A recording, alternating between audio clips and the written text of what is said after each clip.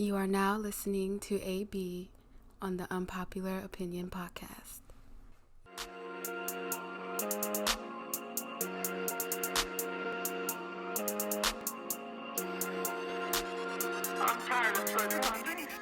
What's up, everybody? This is your boy AB, and you are now listening to the Unpopular Opinion Sports Podcast. We're about to get into another episode right now. This one gonna be a little different, man. We're gonna have a free-flowing conversation. This is gonna be the longer, extended version of our podcast. We hope that y'all really enjoying it because we're about to get into a lot of different topics right now. We just gonna go ahead and dive into it. I'm gonna start asking questions. So, Pat, what's up, boy? What's good with you? What's good? Yeah, man. Yeah, another episode. I'm excited about this one. This is more free-flowing. So, so far in the NFL, it's been a pretty good season so far, I think. Tell me what you think about the recent breakout. Let's start there. Let's start with the recent breakout of breakout players. And then we talk about the recent breakout of the Tennessee Titans with the COVID situation. Okay. Well, one thing that I've noticed so far from watching this season is that the Rams' run game is still looking really good, man. It is. Surprising because without Todd Gurley last year, they struggled. Mm-hmm. And you know Jared Goff's not the type of quarterback that can throw well if he doesn't have that run game and that play action opportunity. That's true. So them averaging as much as they've been doing, man, Darrell Henderson, Malcolm Brown, those guys have been doing amazing. That's one thing that I really noticed that I like. Yeah, it's funny that you mentioned the Rams because I'm going to mention something from the Bills, and they just played this week. So the Bills are looking really good. I'm really impressed with what I've seen so far from them. They have a solid running game as well. Singletary's, carrying the load for them for the most part. But it's a shared company because they still also have Yeldon, and he's not getting a lot of attempts, but he's doing a lot with the attempts that he gets. Last game, I think he averaged like 6 a carry. So he's doing really well in his role. Josh Allen has been amazing. Actually an MVP candidate right now. You know what I'm saying? If he can keep it up playing the way he's playing. And I have to say, man, I did call this one. Like, I didn't get it on the airwaves, but I did say a couple years ago that the Bills would be the hot team of the AFC East, and I think they're going to be the hot team for a long time. I know the Patriots are obviously going to get in some competition, but I like the Bills, man. I really like the way that they're building that team right now, and they have a really good coach. I like McDermott. I'm going to just go ahead and let you know that is straight cap. The Patriots run the AFC East and really run the AFC. You know what I'm saying? No, they do not. Y'all did when Brady was there, but that time is over. Why can't you just understand that y'all time is done? Because another standout performer is Cameron Newton. Cam is doing his thing. I'm proud of him. Exactly. He's a top quarterback in the league right now. Last week his play was a little stagnated. He had a rough game, but he's going to get over that. And I know that Cam Newton is probably going to be in the MVP conversation this year because he's not playing for money. He's hungry right now. He wants to show everybody that he can be that quarterback that people say he couldn't be. He's throwing the ball for more yards than he's thrown for since his rookie season. Take that into account. He's been impressive. So we talk about our breakout players. Let's talk about the Titans and that recent breakout of COVID. Like, should the NFL just shut down the season? I'm like kind of scared for the players because obviously they're not like taking this super serious where they're shutting it down. They're just talking about postponing the game for a couple days or something. Yeah, man, that's a little rough because 8 players originally came back, and then they had another one come back. Well, not players, because it was 3 players and 5 personnel. I don't know who the 9th person was, but it was only 3 players that came in. Okay. So them shutting down, I kind of feel like they're also probably not big-time players as well. So it would be a little easier for them to still be able to play as long as those other players don't come into contact. Now, I wasn't wishing bad on the Tennessee Titans or, their fans or anything. Mm-hmm. But I was like, bro, like, because I was under the impression that it was all players. I thought it was 8 players. So that's the way I read it at first. And I was like, bro, if Kevin Byard, Derrick Henry, and like, I don't know, who's like an A.J. Brown or who they got a really good corner too, right? Like, who's their star corner? Logan Ryan, maybe? Oh, no. Don't quote me on that. I was thinking of Adoree. Adoree Jackson. Yeah, I was like, bro, like, if they all got COVID, then they might as well just forfeit. Yeah, and they're playing the Steelers. Right, you know what I mean? That's a tough game. And I was wrong about the Steelers. I was wrong about them. Hey, so man. Far.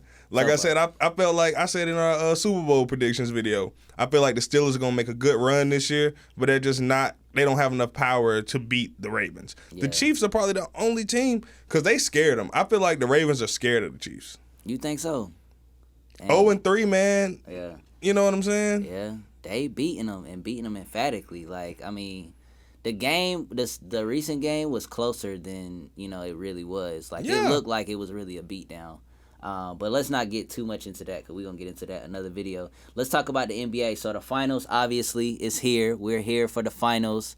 Miami Heat versus the Lakers, man. Don't tell me who you got yet, but just tell me what you feel like you're going to see in this series. So we're going to see a dogfight.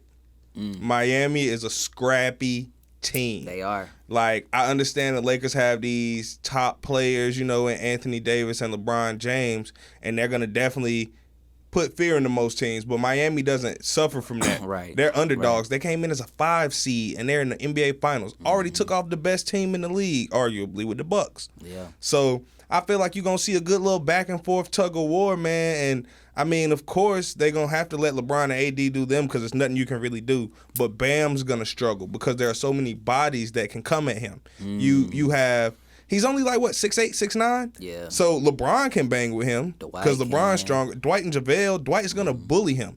If he tries to guard Anthony Davis, that's a mismatch. What are they going to do? Bring in Myers Leonard? Right. Or Kelly Olynyk? Yeah, I think that's where they're going to suffer. Our strength in bigs, he don't get enough credit. But Dwight Howard has been an X factor for the Lakers. Like, him and Rondo together have been amazing, like, all year. You know what I'm saying? I don't even, like, Rondo obviously was, like, I think frustrating for a lot of Lakers fans because we were just like, he's always hurt. You know what I'm saying? Like, he was always hurt. And even coming into the bubble, obviously he was hurt too. And, he just always seemed to not be in action. But we see when he plays, I mean, playoff Rondo has been activated, especially this year. Playoff Rondo is definitely big key in that situation. And that's what it's really going to take to put them over the edge, though, is play from guys like that. Those role players like Rondo and Caruso's going to have to come and do what he does. Like, he's not like a guy that's going to get you 20 a night, but he makes big plays. Like, I always talk about that. Yeah. He's going to get that big steal, that one breakaway dunk to just bring the energy to everybody. You know what I'm saying? He's like an energizer. And people don't realize the pressure that a lot of these players are under right now. They're in the bubble. They're away from families. They're away from crowds. You know what I'm saying? Scottie Pippen tried to, I guess, kind of poo-poo on Rondo about his three-point shooting, saying that, like, his three-point percentage is better because there's no crowds or there's no, noise or no travel and things like that.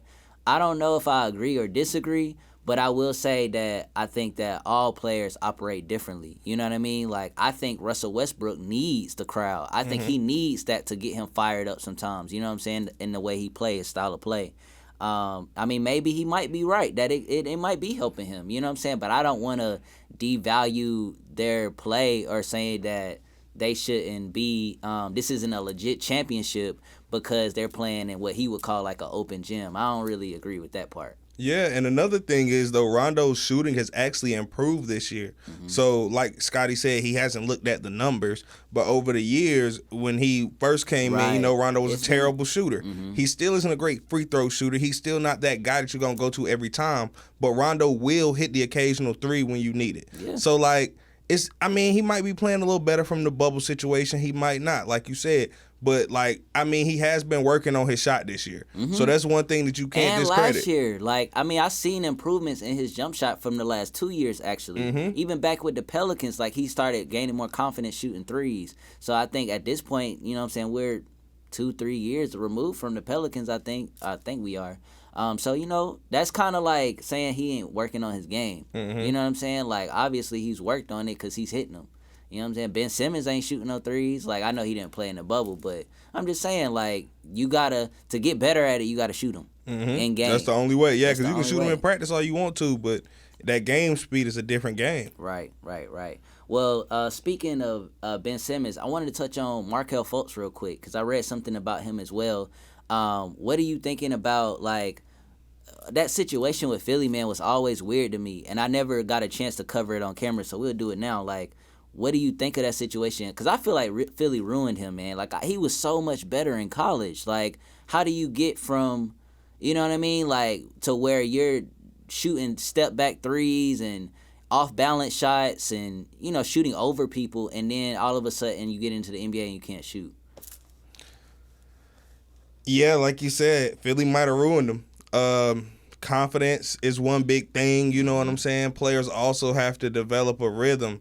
You know what I'm saying? With him constantly going in and out of injury, it was hard for him to fully develop a rhythm of the game. And the NBA and college is two completely different steps. So you got to look into that aspect. Everyone in here is faster. Everyone in here is stronger. Everyone in here is more athletic. You know what I'm saying? So it's a different game. And if you don't really get into that rhythm and that flow of the game and you don't have a chance for that, then that hinders you as well. Yeah. So I feel like a big problem with that comes from their medical team. Because they didn't properly assess the situation with his shoulder. You just said the Philly medical team, right? Yeah. The Philadelphia medical team. Think about the Eagles and the injuries that we've had over the last 2 or 3 years. We can't ever keep product on the field. We can't keep anybody on the field, bro. So there's something going on in Philly. I don't know what it is, but we got the injury bug bad. You gotta stop drinking the tap water, man. I ain't never been to Philly. I ain't gonna talk trash about Philly. I feel like I would love Philly, though. Like, I feel like Philly would be... What you trying to say? I ain't saying nothing. Ain't nothing wrong with I mean, you just made it seem like they dirty or something. Like, nah, that's in any city I wouldn't drink the tap water, man. I'm just, I'm not a tap water kind of guy. I'm a red cup kind of guy, Red cup, shout, hey. Hey, okay, so I'm going to talk about this real quick. So, do you think that this finals is personal for LeBron James playing the Miami Heat? Of course. Why did he say it wasn't? Of course, LeBron is going to downplay the situation and make it less than it is because he doesn't want to put too much pressure on himself.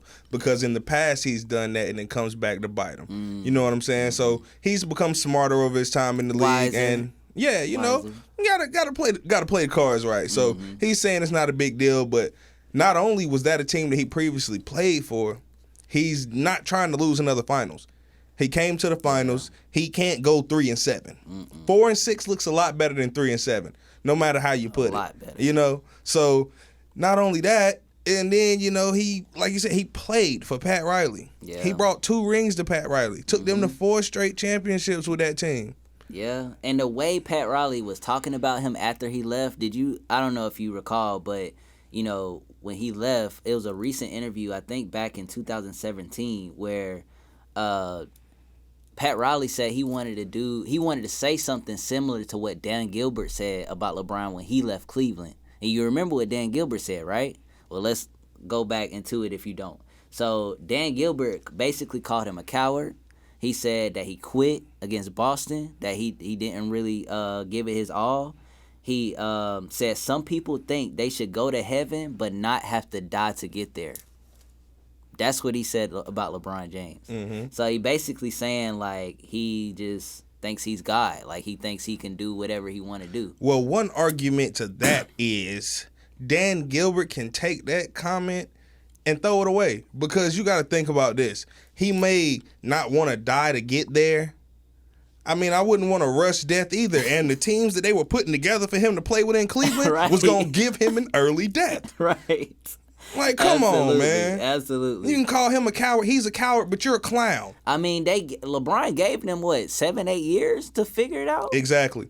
So, he didn't leave until 2010, bro. He got drafted in 2003. Yeah. He gave them quality years. He was, 28 when he went to Miami? I mean, he came in the league averaging 20 out the gate, basically. So, I mean, what you want the guy to do?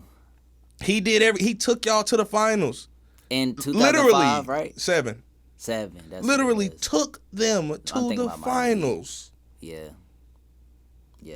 that's crazy. Like, come on, man. You can't call him a coward and a sellout. Yeah, he gave up because he was sick of trying. Eventually, it get heavy, man. And to be fair, they did jump him. Yeah. And Doc Rivers gets a lot of credit for that championship. That's the only championship he won. Am I correct? Mm-hmm. Why he get all this credit for this one ring? Why is he this prestigious, great, outstanding coach? Now, I ain't trying to disrespect Doc, because I love Doc. I really do, and I think he's an incredible coach. I do. But I'm just saying, like, he has one ring, and the ring he got, he kind of like, he was already in Boston, but it's like, bro, you got blessed. Like, you got KG, Paul Pierce, and Ray Allen. People forget how nasty Paul Pierce was and how sick KG was. And Ray Allen was, like, on his pseudo end of his career, but Paul Pierce and KG was still in their prime.